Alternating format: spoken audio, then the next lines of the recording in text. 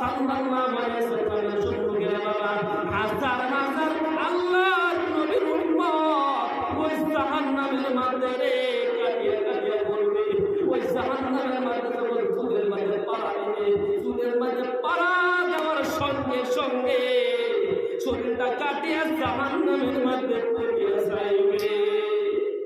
বাইরে আমার বন্ধুগণ, আল্লাহর নবী মুহাম্মদ রাসূলুল্লাহ সাল্লাল্লাহু আলাইহি ওয়াসাল্লামের সম্মুখে কিন্তু এমনটা একদল আসবে রে, যেই দলের মধ্যে হাতের মধ্যে নূর থাকবে, পায়ের মধ্যে নূর থাকবে, কপালের মধ্যে নূর থাকবে বাবা।